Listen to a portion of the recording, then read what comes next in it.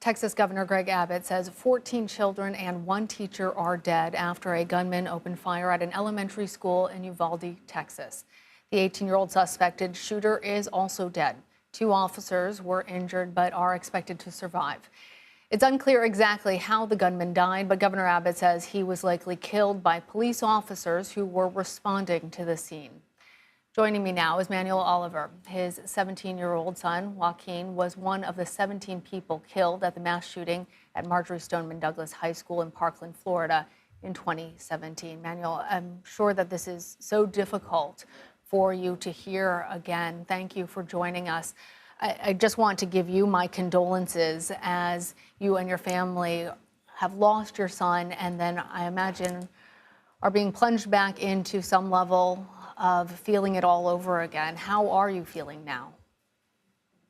I am very angry. Thank you for the invitation to your show. I think you're going to need a lot of people like me to go on live TV, letting everybody know that we've been fighting against this. We were trying to prevent this. We knew that it was going to happen. We just don't know where. We know that it will happen tomorrow again. We just don't know where. Governor Abbott knew this was going to happen, but that was not enough. We believe that more guns are the solution. You will hear these politicians sending their thoughts and prayers, and some of them will say, our hearts are with the families. Well, guess what? The families don't need your freaking hearts. They need their kids. And the kids are not there anymore. So I feel very angry, offended, and I just don't understand how come a whole society doesn't wake up after these news. It's been 5 years since the mass shooting in Parkland that took your son from you. Now we're dealing with yet another deadly incident. We saw many of your son's colleagues, fellow students, try to rally public support. Do you feel like people have become deaf to those pleas, to pleas like yours, to your anger now? It's worse than that. If people were deaf, at least I will have a reason to understand what's going on. It's worse than that. It's about money. It's about interest. It's about power. Our politicians, our House of Congress and Senate, they do nothing after this. They think they're somehow outside of the equation of probably getting shot or their kids. But you know what? It's going to take more kids dying. Or maybe they won't react, even with more kids dying. It's not only been 5 years.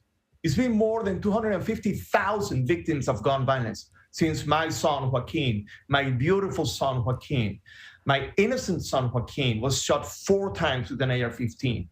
And today, we saw how an 18-year-old in Texas was able to carry a weapon and kill kids inside their school.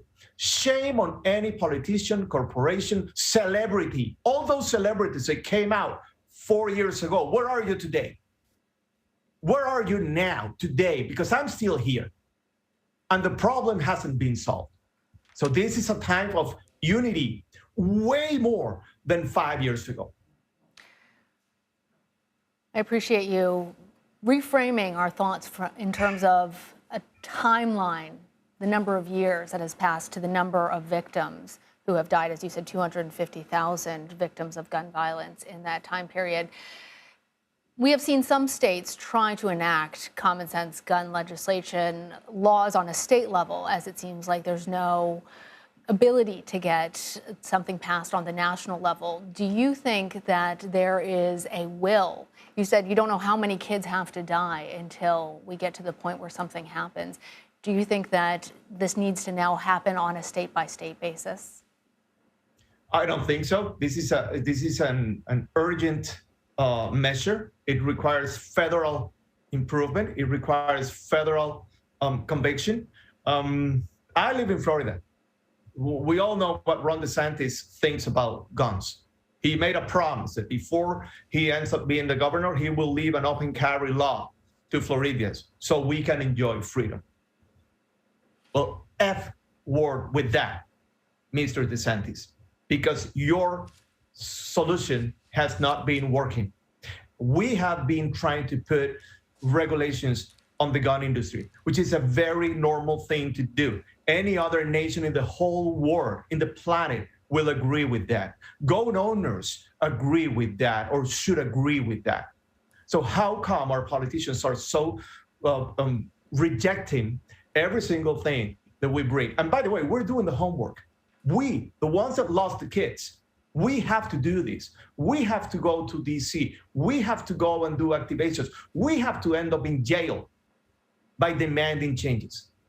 So this requires a whole nation shifting a culture that is killing Americans. We kill each other. We are protecting people from war in other nations, and we have our own war here. Every single day, more than 100 people in America die from gun violence. Mr. Oliver, before I let you go, there are, as you say, the ones who have lost kids. There are now many more families in Texas, it seems, that have lost kids today. I want to give you the opportunity to just speak directly to them. To any family that has lost a kid today, I know the pain.